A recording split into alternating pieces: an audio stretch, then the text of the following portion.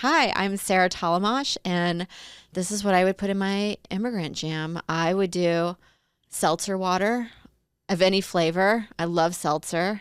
Or soda. I like Dr. Pepper or ginger ale. And then I put my son in there. And what else? What else do I like?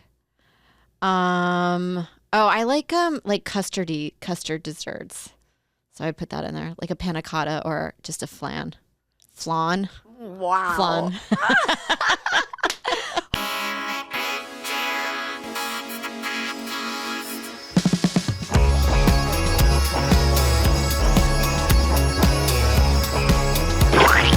Holy shit. We have never had that long of a list of ingredients into any Immigrant Jam, but this is what we're doing today. People, welcome back to Immigrant Jam, the podcast. Yes, we're back. Back in full force. We're at Immigrant Jam headquarters. I'm your host, Lucie. So excited to be here. It's another beautiful day. Thank you for joining us on this podcast where we celebrate all things immigrant. Yes, it's true. And my guest today, oh my God, I love this lady so much. She's so motherfucking funny.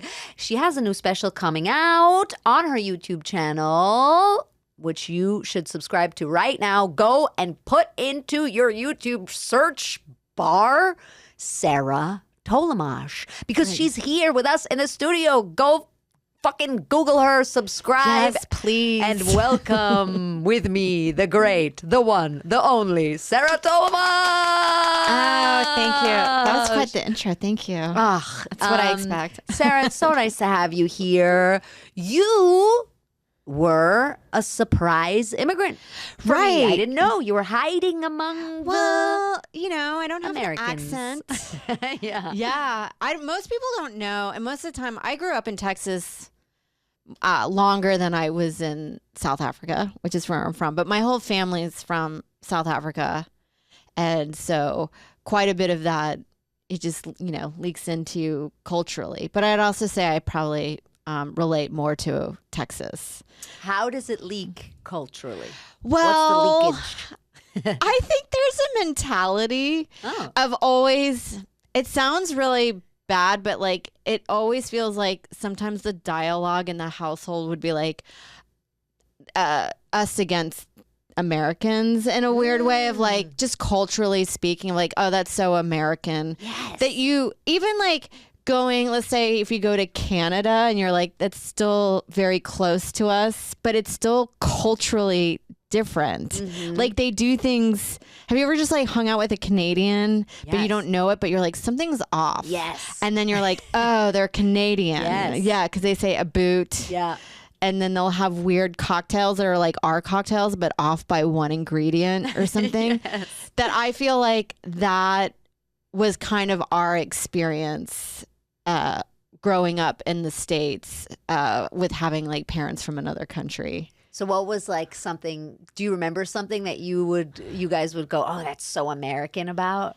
I think like a mentality. It sounds like, I always think Americans love, I'm speaking in such broad terms, and I hate to do this, but it does feel like my sister had a good story in college. Some girl in her class had a teacher was telling a story about like, I grew up with this adversity and now this girl powered through, and she spoke in third person. And then she was like, and that little girl was me. And this other girl in her class, this other classmate who's not from America was like, that's so American. And I was like, I don't know how to pinpoint that, but that does. Mm-hmm. There's like a flair for drama. Yes, that's so true. Where I feel like in other countries, it doesn't feel like we're into the drama. Well, I was just talking to someone about this, I'm the protagonist of my own story. The main character? Yes, that's a very U.S. thing. Yes, and that's number one, imperialism. Right, yeah. right. It filters down to an individual basis. Yes, exactly. And this thing that, you know, a therapist will tell you here or whatever, this thing of like, you have to see yourself as the main character, like you're the protagonist in your own story, make yourself the protagonist.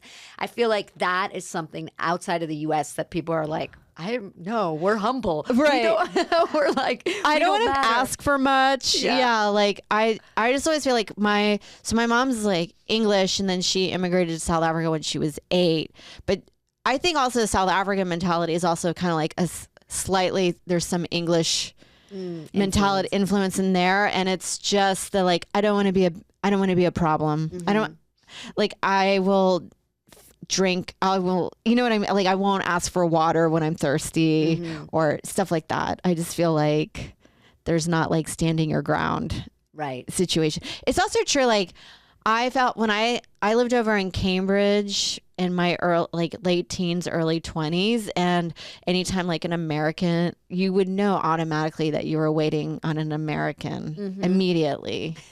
There's a bravado. Serving. Yeah. There's a bravado. I feel like they speak at a decibel that's higher or penetrates the room tone. Yes. That's not something loud, but there's a spike in the audio waves. That's something that I remember definitely growing up that my parents would always say, like, oh my God, that's such an American like cadence or way of speaking. Or I remember my dad would be like, I can't stand these American voices. And you'd be like, what are the American voices? But there are American voices. Yeah, I remember one time I was in Prague, and we were eating at a restaurant, and there was just this guy just dominating the whole conversation of a large group, and he was just clear, like he was just American. You're like, you can't get any more American than that. I saw this on TikTok. A lot of people talk about like when you go over to Europe and you make modifications on your food is so wild. Oh my God. And I'm German.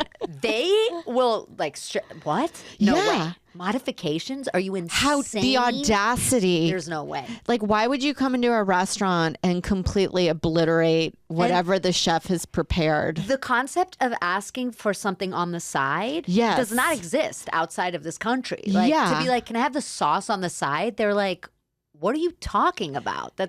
Or I remember when we moved here, my parents could not get over the doggy bag. Oh, taking things home. Yeah. And like not finishing it, first of all, but like wrapping it up and taking it to go. It was like that was like, these people are crazy. Oh yeah. Our portion sizes over here are insane. Yeah. I remember because when I did live around England, I was starving all the time. Like, I couldn't believe when you ordered food how little you would get. Texas. Yeah, That's like so funny. It blew my mind how little food that you would get. But now I feel like America's following in the footsteps. Like I feel like portion sizes are because of the supply chain and all that stuff. And they realize it's better for capital. They're like, we can charge more money. Yeah, exactly. Just scoot a little bit off the plate. Yeah. That's so funny. But growing up in Texas with immigrant parents or being an immigrant is obviously a totally different experience than I grew up in New York where everybody was an immigrant. No, well, I have to say, I would clarify, like, I do acknowledge that coming over as a white immigrant is probably got to be way different than of coming from another race. But there are still like, you do feel like the outsider of a lot of things. And yes, I always thought my parents maybe would have fared well, maybe moving more up northeast, just because I think culturally here, being all that there's so many different cultures that there's no way that you can be the outsider. Yeah, like everybody's got their own niche or whatever, or place to fit in. Right. Where exactly. they're like, I think my mom ended up becoming like part of this group in Houston called the Women of the British Empire. And it was just like a meeting meeting other British women. Yeah. That sounds so intense. Yeah. And there's actually the British Empire. I know. It sounds more important than it is, but I think it was just like more likely like ladies at lunch. Yeah. Right. that's basically what it was. Why did they move to Texas? Well, originally, I think we were going to try to move to England. And then at the last minute, my dad, I think that job fell through. And then he got a job here in Texas. And then my dad grew up on like Westerns on the radio. And I think there was a romanticism about just living in the like Texas or in the West. But it's so funny. Like you think that Texas is like buggy carriages, you know what I mean? But you're like, it's pretty West, you know, it's suburb streets. It's not Old West really, you know, especially Houston. But yeah, like he liked the cowboy aspect of it, and he loves country music. Do you have memories of South Africa? Well, we moved to Texas, I wasn't even a year old, but I went back in 91. So I think I was in 6th grade at the time. And I thought it was really cool. But I did think like Johannesburg was quite polluted. And I loved going to like Kruger Park and Durban and the beaches. And then we went to go see like, we were obsessed with all like the Zulu War. Like that was one of the movies that was constantly being played. What movie? Zulu, the Zulu War, like, and then Zulu Dawn, I think is one of them, with Michael Caine as a young actor. He's in it, and that was always in the background. Oh, and that was another thing. Like, I remember they thought my brother they were gonna hold him back or put him in a special education, because he just didn't seem like the other kids, or he was drawing stuff, and then they took him to an occupational therapist or like somebody that helps with hand-eye coordination. And then she came back smiling. She's like, oh, he's fine.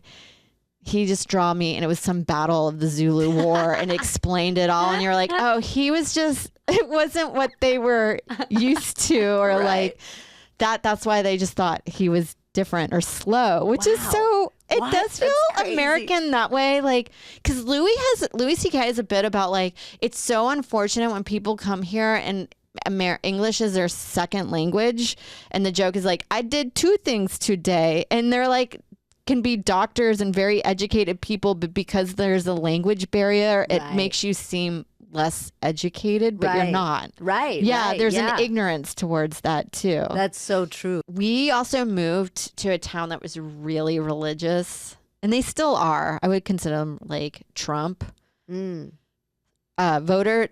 Like so Christian, evangelical, in the suburbs. In Houston proper, it's like pretty blue, but that would feel quite different. So having like different, not having a religion, like we were pretty much atheists, and I just knew not to talk about it. So that added a level to it. Yeah. Like it was just everybody believed in a God or like a monotheist or whatever. And you were the nihilist from fucking South Africa invading the town. I know, just changing it.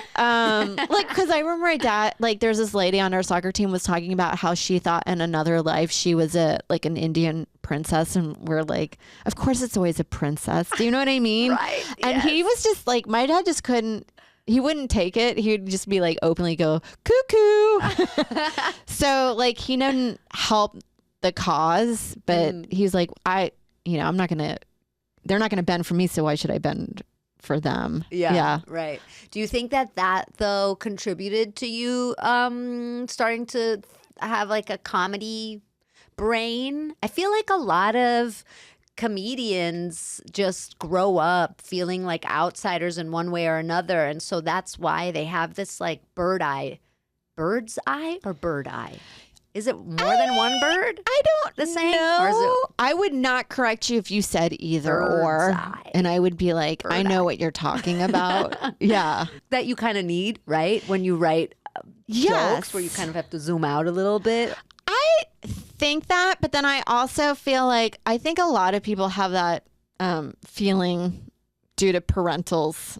Right. Not making you, or like, I wouldn't say bad parenting, but something is lacking in that department. For sure. But I definitely feel like that makes you feel like an outsider observing in, because you are observing and you're trying to fit in. Exactly. And you just pick up on stuff that you like, I don't feel like if you're within that circle that you would pick up on. Being on Texas, we always had the political debate of like border. And I think it's also just being an immigrant myself that I'm like, look, they're coming in. People from all over South America with refugee. I mean, this might give me shit, but like, I definitely feel like there's probably a better way of like being a little bit more open to allowing people to come in, because I actually do think it's better for the economy, because they're coming in and working, and they sometimes create, not sometimes, but a lot of the times they create more industry, which helps out with like accounting, like peripheral jobs that I just think, we're just looking in the Houston area where I grew up, it's just been, they thrive. And I feel like they create like a really great economy. Yeah. No, I agree with that. And the thing is that the sinister thing is that the country is actually profiting from the illegal immigrants that pay taxes but aren't entitled to any of the government benefits. And so, like, that's kind of the sinister thing, because, like you said, people are coming in. Yeah, they're not freeloading. Exactly. They're not freeloading. Everybody wants to work. They're coming in wanting to work. There is enough to go around for people to come here. And so, yeah, it's just this bigotry and political games, right? Yeah, it feels like xenophobia. I always just think of the speech in Clueless when she's like, look, we just moved a few chairs around and it was a slamming party. Like, I just think we just could move a few chairs around and work things out. And where sometimes I'm like, you have your friends that are just like unemployed and deadweight or deadbeats that are citizens here. I'm like, what are you doing? Yeah, like there should be a trade-off. Exactly. That would be great at the border. You just trade. I was saying, who's on the unemployment like for a really long time. You're like, you're going to Mexico or like El Salvador or whatever. I was saying, I think that how they are sending asylum seekers on buses to New York from Florida. Well, we should get to send annoying Floridians back down to Florida then as a trade-off. I think that would be fair. Get these flip-flop wearing motherfuckers out of here. Okay, well hire us for a policy. Today. Yeah, exactly. We're really good at policy. Yeah. We both could not do that. You weren't born here. Right. I can't. You almost had it, Sarah, and you have such good ideas. I do. Sometimes I do think about running, or I would love. You could run for Congress, I think, still, though. Yes, you can. You just can't run for presidency. Because I actually think Arnold Schwarzenegger probably could have won. You know what? I totally think you're right. And this is nuts, but I think he would have done okay. I do, he did pretty well in California. I think he's better than Trump, and I feel like he would have gotten a lot of the Trump voters. But yeah, he would have gotten all the Trump voters. Yeah, for sure. Because I think he's a Republican, but more on the central side. He's a Republican. Yeah. That's so wild. That story is insane. Did you watch the documentary about him? I did. There was a little bit of like, he's kind of sounds like still like an asshole. Totally. Do you know what I mean? Like the part where he's like, and then my wife had a panic attack when I said I wanted to go into politics. And I did it anyway. You're like, your wife had a panic attack and you did it anyway? Or like telling his friend that they're not going to have a competition, and then there was, and then he ended up winning. He did something dirty to his friend to win the competition. Yeah. That was his mentor, wasn't it? Yeah. And he had a lot of that. Or like just groping women. Yeah, or just fathering a child with his housekeeper secretly. Was that Bill Burr has a great bit about that. Like, he's just in the zone. He was just killing. He just thought he could get away with anything. Yes, yeah. So true. I mean, look, compared to, now, Biden's son is a crackhead. Trump is a convicted felon.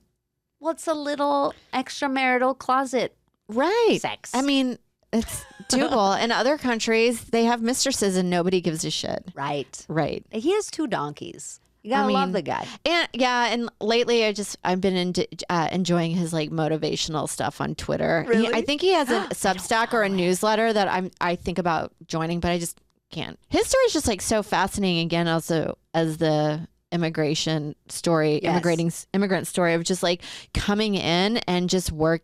It's almost like, I think sometimes, not all Americans, I think sometimes they take for granted the system that it still can work for you. It's probably a lot harder now than maybe it was like 30 or 40 years ago, but I definitely feel like if you've got your health, you can rise to the top. Yeah, I mean, he also, I didn't know this about him, that he, did like invested all this money into real estate early on. And so he was so rich already by the time that he was, I think even before he acting, that it was he after could just make choices and be like, I'm not doing that. I'm doing that. Yeah. I don't want to be Steven Seagal. He hates Steven Seagal. But he's like the ultimate robo-mutant immigrant. I mean, like the fact that he became the governor of California with that accent and from like a little mountain village. And like you said before, didn't of course speak English. He's white. He's a white. And he's a man, he's white, he's a man, etc. But still, in terms of like, what? He became the governor? That's insane. Just when exactly, but that, like, don't you remember hearing stories of like, he has kind of similar stories that you would hear kind of growing up, being like, I showed up to this country with $5 in my jeans, and I bought my first pair of jeans, and I knew I was going to sell these or something. It was, you'd always hear that kind of story. Yes. And I think that's also like, another reason of like why my parents kind of thought to move here. They were like, all you need is $5 in that country. In your back pocket, and you get rich. Right. But then also like, I think it was kind of hard if you don't have a network. Meaning like, I feel like America is very network based. Meaning like you get your jobs through friends or your family. Right. I don't know if that's like how it is in other countries. I feel like it is. It probably is. Probably. Yeah. Yeah. But it just feels like being like, my dad came here with no real like colleagues or anything like that. And then my mom always suspected he was getting racially profiled because his name was Cedric Reginald, which was in that time a very predominantly black guy's name. And I think still. That she was like, maybe you should put a photo on your resume. Yeah. So we were suspecting that he was getting, like, people were thinking, because at that time, if you had names like that, you weren't really getting even an interview. Wow. Yeah. That's fucking crazy. And they're still in Texas? Yeah, my mom is. My dad passed away a few years ago. And then I always think, I'm like, would she do better if she moved back to England? But then you're like, then she's all by herself over there. So I think she's just going to stay in Texas. And now she's probably by now the president of the women of the British Empire. Oh, yeah. They're probably all dead. Oh, no. Oh, God. They died. And when the Queen died, they all evaporated into dust. It didn't feel like that was going to translate to the younger generation for some reason. It feels very colonial, doesn't it? It does. Yeah. Yes. Yeah. The empire bit. Yeah. They could have just said British women, but they said of the British ladies Empire. having fun or something. Yes, exactly. Yeah. But now you have a son. I do. And do you think about like bestowing on him the part of you that's South African, or the like, you know what I mean? Like, do you think about that? How are you raising him?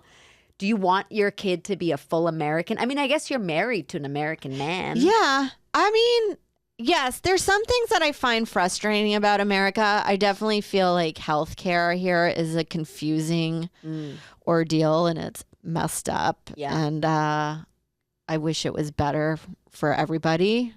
It's so confusing. Yeah. I mean, that's a whole other podcast. Yes. But I don't know what I would be able to instill. Like, there's not a lot of dishes that I cook from my mom's repertoire of like South African dishes, which were really, I don't even know, really indicative of South Africa, because South Africa in a weird way was also a melting pot. Right. In its own way. Like, as much as it's like apartheid and then like black against white, it's also a very tribal country. I think there's like 13 languages that are spoken there. Right. Yeah. So, and then there was a Malaysian influence. There was a lot of Portuguese that moved there. And then after World War II, there was a huge Jewish community that moved down there. So they're like, I think she would cook like Malaysian curries. Like not, it wasn't typically like Indian curries, but it definitely like curries. And then you had fruit on the side with like coconut, mango, and then chutneys. And then there's some dishes called like, it's a lot of like, it feels like meat with like savory, sweet and salty. Like there's this one dish that she would cook called babuti, which is like minced meat with like an egg custard on top with raisins and pine nuts. Oh, wow. Which I don't even know how to explain that to Americans, or maybe what would that be the equivalent in another That sounds culture. Great. That sounds like something it's pretty like a good. kid would make. It was good, You know, yeah. It's got a little bit of everything. Yeah. But then we also had a lot of English dishes because there's a lot of like English crossover. So I think I would do tea, afternoon tea. I still cater to that. You would teach him that? Yes. Or you will teach him that? We call it, with digesty biscuits. But stuff like that. And then maybe like soccer. I really like soccer.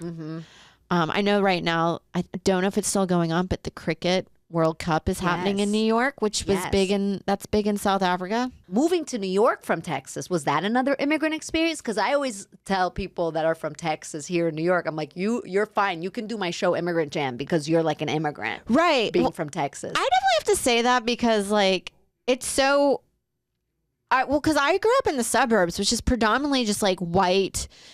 And then you're just going to have your like top 3 white religions, like, Methodist, Catholic, Baptist. Racist, yeah. That's why I'm like a proponent of traveling, but I definitely feel like like Hasidic Jews, never ran into them in Texas. Right. And that was such a fascinating thing. Like, I love hearing about like, every time I'm walking in that neighborhood, like Habsmeyer, I think that's the name of the street. That's where you see a lot of Hasidic Jews walking around that, like, you're like, why is their balcony covered? And then you find out there's like a term for that. Yeah. Like, I love finding out about all these like different things and why this is this and that and that. And like, why are they in this area predominantly? And why do you think traveling is so important?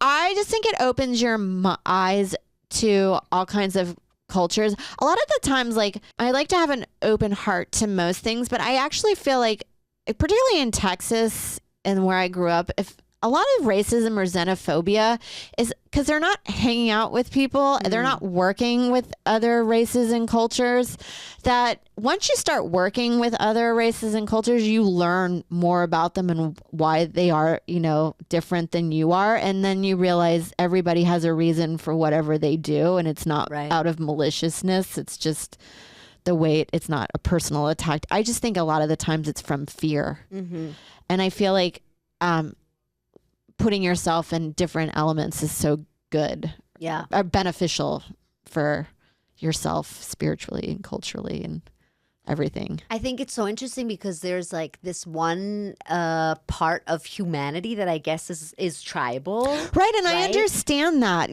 Think about like when you're in an event and you're like, as soon as you see a comic, you're like, yes, I can hang out with you because we have same background and we'll have the same insight and think this is stupid. Yes. I totally get. I love that you're like, because we'll both think this is stupid. Yeah. We are. We're both negative. Yeah. Yes, exactly. But like, when you work in a job and you're like, oh, there's predominantly like this group of people seem to be working in this job. You're like, it's only because they're like, oh, my cousin knows how to do this and I can get him this job. And then like so forth and on. Like, yeah, like that's just by working with all those people. Right. No, it sounds those people. All different cultures. Those people. But did you then find yourself more drawn to other kids with immigrant parents and stuff growing up? Listen, I have to say I didn't notice. There wasn't a lot. There was one girl in my first grade Catherine, I'll keep her name anonymous. We were friends, and I think she was Asian, and yeah, because you definitely are like, I think you just bond naturally. Yeah. That way. I noticed that with my brother's friends, like he had like Vietnamese friend, and there was an Indian friend, so like they were all hanging out, and it wasn't that diverse. Now it's more diverse in the town that I grew up in, but I definitely think the parents are hanging out. Right. Because they're like, isn't this wild what they do here? Yeah, exactly. Were you embarrassed of your parents having accents and stuff like that ever? I wasn't, but I did get annoyed about how other people would isolate you. I think I remember on a soccer team that I found them to be not very friendly. Like I remember this one guy said some comment to my mom about her being English, and I thought that was kind of rude and just kind of like isolated her in the group in a bully sort of way. And then or like anytime where we go somewhere, somebody was like, oh my God, what's that accent? But they were generally nice, but my dad was like, you have an accent, I don't have an accent. It's like, why do I have an accent? Like you guys also have an accent. But at the same time you're like, well, Dad, you are like the only South African in this vicinity. Yeah, and I always think that whole thing is interesting too, because there's like this one feeling of being othered when people ask you, oh, what's your accent, or where are you from? And then at the same time, growing up in New York, that was always the first question we asked anybody, because everybody was from somewhere else. So we were always like interested in the story. Yeah. But then there is that aspect of feeling othered by being asked that. And then at the same time, there's also a curiosity, like, oh, cool, like you sound different. Right. You know? Where's that from? And that I thought, where's that accent from? And I thought this was this. And it is. And you always try to like be open-minded. Like everybody's I think most people are coming from a good place when they ask questions. I do have to say, at the same time we were in Texas with that accent, my Lethal Weapon 2 had just come out, which the villain was South African with diplomatic immunity. And then people would ask if my dad had diplomatic immunity. And so there was like a negative stereotype in that one. And then one time I was getting shoes at the mall as a kid, and this guy, the salesman, found out we were from South Africa, and he was like asking, I don't know if he was joking, but he was asking what tribe we were from, and I was like, you know that, like, I don't know how to explain. Just like sometimes you get like weird, ignorant questions. Yes. I also assume that a lot of people think since we're white South African that we're just naturally racist. Right. So I get self-conscious about that. Yes. So I don't really bring it up too much, but it is fun to say that I'm African American, even though I know my experience is really different. That's so funny, but I relate to that because being German, I'm Jewish, but obviously, people don't know that, and you say you're German, right? And then joke. And all the kids, because I was 8 when we moved here, would be like, you're a Nazi. Are you a Nazi? And I was paranoid. And I remember when I was like 7, I went to Portugal with my grandma, and there was this like store with these like little figurines making fun of dictators, like different dictators, and one was Hitler. Yeah. Doing the Hitler salute, but his pants had fallen off, and he was holding them up, but like if you turn the figurine around, it was his naked ass. Yeah. So that was like a joke, and his hat was pulled over his eyes, and I bought it for my parents knowing that they would think it was hilarious.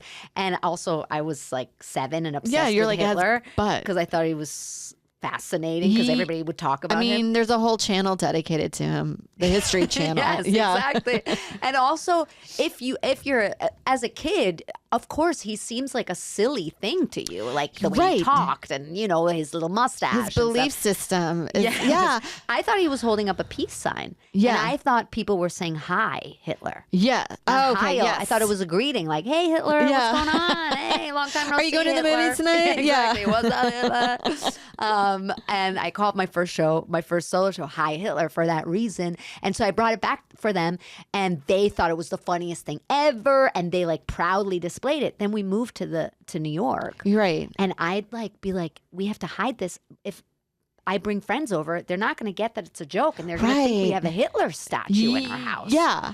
So one time, the cable guy was coming, and he walked in the door, and I was like, oh my God, Mom, we have to hide the Hitler statue because he's black, and he's going to be so freaked out. He's going to think he's in a Nazi house. Yeah. So I'm like, hide it, hide it. So I hid it behind this curtain, and he made a beeline for that curtain because that's where the cable is. was. Yeah. He's like, and I'm like, fuck. And I'll never forget this. He pulled the curtain back, and he goes, oh, shit. I swear. He was like, that's Hitler. You know what? My people need a guy like that. He's like, he really knew how to talk. Oh, It was so bad. He was a full Nazi. He was like, he really knew how to unite people. Yeah. And like, he was good at speeches. And my mom and me were like, oh my God, he's a Nazi. right. Well, you know, it's so weird you bring that up. Like, my grandfather wanted to travel to Germany when he was younger because he had heard about this Hitler guy being like an amazing public speaker. Yes. And this was before, like, he just started off, it sounded like as a motivational speaker. It's kind of like right now. I gotta see this TED Talk. Yeah. But that even like happens now. Like, people follow these like, and he's not Hitler like, but like, let's say Huberman, and it starts off all like innocent, and then the more you start following, they start going down these weird like conspiracy theory paths, and then you get, especially in the what do they call it, the crunchy world, it ends up being very conspiracy theorist. So you're like, yeah, I can see how it goes down a dark, from motivational speaker to then we're doing one of the worst crimes against humanity. I love the idea that Hitler was just a motivational speaker who went off the path. He just said he wanted to see how far he could motivate. Oh, God. But that's the thing too, is like, you know, like your experience of like, you and your family can have the humor of that because you see the satire and the sarcasm, but like, it's weird, like in a different perspective, they don't see it that way. Right. Yeah, because they didn't live it and they don't know that you're making fun of such a dumb belief system. Yeah. Yeah. When I took the show to Germany, it was so interesting because it was called Hi Hitler. Yeah. And in Germany, you're not allowed to do the Hitler salute. You're not allowed to talk. Oh, they have atone big time over there. It's like one of the few countries that have ever made a good job of atoning. Well, I think right? That's the reputation. I think as like a German Jew and having had the experience of like what that actually meant on paper, it wasn't that great. Like I think my grandma got like still 50 euros or something for the fact that like my grandfather's entire family was obliterated. Okay, like the equivalent of like what we talk about here, reparations. Yeah, stuff. That's not that much. No, they do have monuments like everywhere. Yeah, and stuff like that. But yeah, I mean, I also like, how do you atone? But yes, that's kind of the reputation. Whole other podcast. Yeah, exactly. A whole other podcast. That's so true. But I just remember when I took the show over there, they would be like, Miss Pole. Oh, really? Can Must you be make like fun frightening. of Hitler? Yeah. Yes. Is it okay? Is it acceptable to make fun of Hitler? Yeah. And I remember getting that question in German and asking my dad, like, oh my God, what should I say? It was like a written interview, you know, the ones that you like fill out and send back. And he was like, tell them the Germans are the only ones who ever took him seriously in the first place. And I was like, that's such a good answer. Great. But yes. Diplomatic answer, I feel like. But it's true. It's like, from that other perspective. And then being that immigrant, you're like, oh my God, I don't want people to think that because I'm German, I'm a Nazi. Like you say, we're white South Africans, so we're racist. I know. Automatically in people's eyes. And I don't want to start off in a deficit that way, or like, but maybe sometimes I also tell myself that to give people the benefit of the doubt that nobody's really thinking the worst. Right. Yeah, although they probably are. It's probably in there somewhere. Yeah. Speaking of racism, we were talking about, you were saying, I always ask my guests if they have a favorite saying or proverb or expression from their country, and you came in and you were like, my mom always used to say this, but we have to Google if this is actually like, has like racist roots. Right. Do you want to say what it is? So anytime it was raining and there's sunshine, which is, I always think, I love both of those mixing because it happens a lot. Yeah. My mom would always be like, oh, look, it's a monkey's wedding. And never thought too much about it, but then lately knowing where it came from or like where we're from, Right. I was like, I wonder what, I hope that's not racist. But I did look it up one time and I think it's a Zulu saying. Okay. And Dylan, did you look it up? Did you find something? Oh no! It seems like your face is. Oh, okay, wow. Oh God! Nice. Not racist. Ding, ding, ding. That ding, should ding. be. That's like Maury Povich. And it seems like it's not racist. That's a lie. In Germany, we also say but it's a devil's wedding. The devil Gotcha. is getting married. If you, Sarah Tollemache, were the president of the United States of America, what American food would you ban? Oh, American. Oh, this one I'm into right now.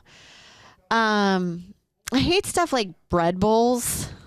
Bread bowls. That's the best answer. That is so American. Because no it's other like, country does that. I know they act like it's like you're getting something fancy, but you're really just getting stale bread with barely any soup in there, and you can't even eat the bread. And it's like gross. it's presented to you as if you're supposed to be like, oh my God, is this soup in a bread bowl? No, bread bowls are insane. I don't stop it. You don't have to eat the thing that your food comes in. Right. It doesn't, and Don't do that. nobody eats it. I have Yeah. never had a bread bowl. That's so USA to me. Also, I hate restaurants do this. It's my pet peeve when they put big salads in tiny bowls. Because your fork goes in and all the lettuce spills out. Like that drives me insane. Okay. So that could be an amendment. But I think right now I'm going to get a lot of hate because the Italian community, they will come for you online. And I know this. I'm kind of mad about Italian cuisine right now. I think they're overpriced for what a lot of it. Okay. I got spaghetti and meatballs the other day and it was insane how pricey it was. Expensive? Yeah. And How I was much like, was it? I want to say like $25 or something What? crazy. They acted like, first of all, meatballs are just meat cut with bread. So Yes. you're already taking a product that's expensive and cutting it with something cheap. And then the spaghetti and tomato sauce, No, I that's agree. ridiculous. And then I saw David Chang has a really wonderful documentary series on Netflix about the racism towards Asian food, and like he was talking about like dumplings. It's the same labor to make dumplings and the same supply expense to make them. Yet you can get 4 dumplings at Vanessa Dumplings for like $5 or something like that, and then 4 raviolis at a restaurant is $18. So the audacity of the Italian community. I love it. I'm putting them on watch. Okay, there's a revolution And the coming. cuisine. Heads will roll. I love that.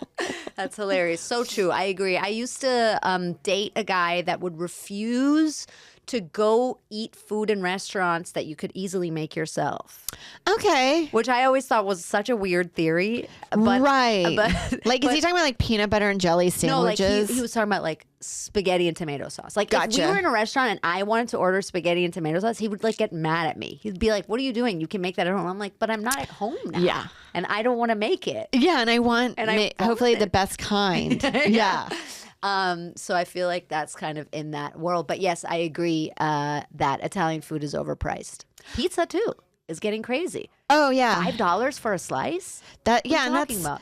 but that used to be one of the cheapest things you could start a business because the overhead was very cheap. Yeah. I want to come back to number 1. I just thought of it. Number 1, I think all airports TSA need to get and have a pre-shift meeting and all decide choose one way you're doing security, because every city that I go to, Right. either you take your shoes off, you don't have to take your Oh my computer bag God. off. I don't know. And then they're so pissy at you if So you don't know angry. their personal rules that I was like, this is y'all's fault. So I'm not into a lot of regulation, but I think this needs to like change. Very true.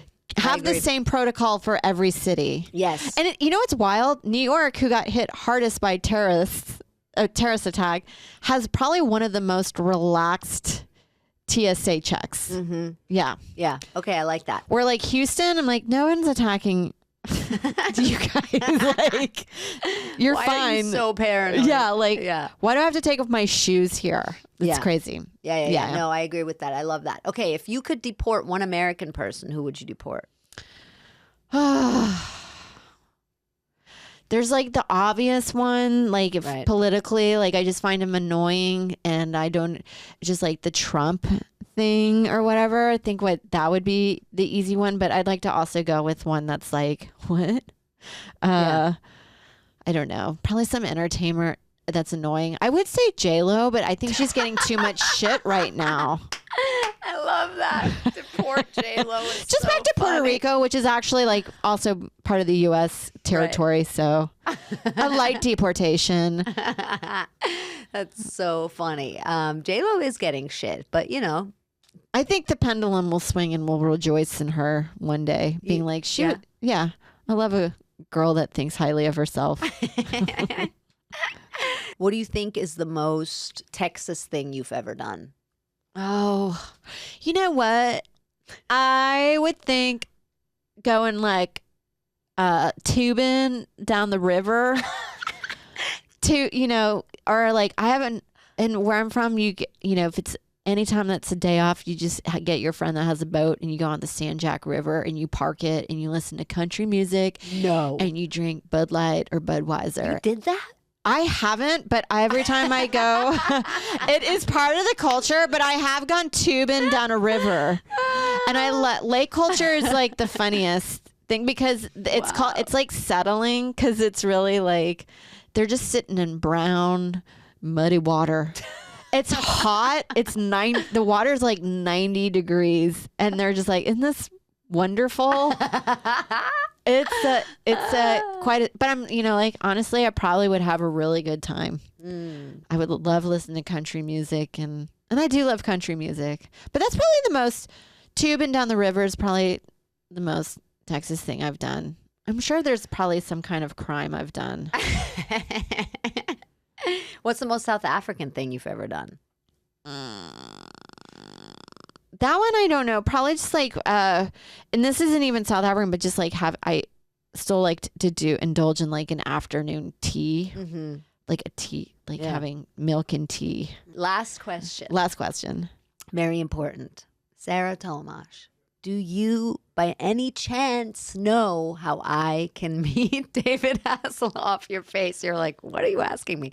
Do you know how I can meet David Hasselhoff? Well, I would think, isn't he big in Germany? Yes. So don't you guys have that connection? Is he in the thought acting so. world anymore? Yes. Is he producing stuff? Is there a Baywatch remake happening? For something where I would have had to make out with David Hasselhoff, and when I got the audition, I was like, my whole life has led There up to is this. a God. This is mine. This was meant for me. The time has come. And then I was like, all right, here we go. Still don't know if I got it. Still haven't heard back. Oh, how long do you hold on to that hope? That was like hold 3 on years until yeah. Me and my friend always say, well, we'll never know if we got the part. Yeah. Never know. Wasn't he a big drinker? He's a big drinker. You can find out where at the bar he hangs out Find at. out the bar. Yeah. There's gonna be a bar he Just hangs wait out at the Wendy's. Those are Wendy's burgers. Oh, that well-known video. God, that was so brutal That to was watch. brutal. Yeah, that was brutal. We forgive you, David. You Still know, love the you. crimes of Hollywood parents, I agree. not that bad. Low on the totem pole. Low, yes. Yes. Just he was who hasn't eaten a hamburger off the floor after a binge? and cursed their daughter out. A bit, Right. just a little bit. Wasn't even that bad. You know, I mean, there's David Hasselhoff, then there's Alec Baldwin, who just shoots people. Right. You know? I know. He On just gets site. worse and worse. And they're doing a reality TV show now. Did you hear about this? I know, it's so wild. I've never seen somebody like, don't you think once you shoot somebody, you lay low for a while? Yes. He just Exactly. just hits the ground running as like, this is my time to strike the iron. What a wild, wild person. I don't give a fuck. Yes, Yeah. totally insane. They're like, all right, we gotta make deals. We can make reality TV show deals. We have 9 children. My wife is a fucking culturally appropriating Spanish culture. I shoot people. Embarrassingly. This is our time. Yeah, let's make something. Which is, you know, I guess so. That's how. The American thing is exploitation. Yes, 100%. And exploiting yourself. Yes. Yeah. I don't And- really think, although Over in England, they're getting really good about that. Are they? You think like the Love Island and all that stuff? But they're still embarrassed of it. Yes, they still have an awareness. There's no awareness here. No. People are like, yeah, you do Baldwin, you got to make that money. Yeah, exactly. You shoot that fucking bitch and then you go and get that reality TV show, baby. No one holds Alec Baldwin down. No. Speaking of exploitation, Sarah, where can people find you online? I'm on all social media platforms at Tollemache. And then subscribe to my YouTube because my special Butthole Money is coming out. I want to say in the next month. It's hard with a baby. I'm still trying to get the last touches on it and all that stuff. Yeah, on the special, not the baby. On the just got to touch my baby. So I'm hoping after the 4th of July holidays. It was going to be June, but I couldn't get my shit together. Hey, that's okay. Right? Yeah, exactly. Not everybody can be Alec Baldwin. You know I know. Where's my team? Yeah, Who do I need to shoot in order to get a TV show? Oh, shit.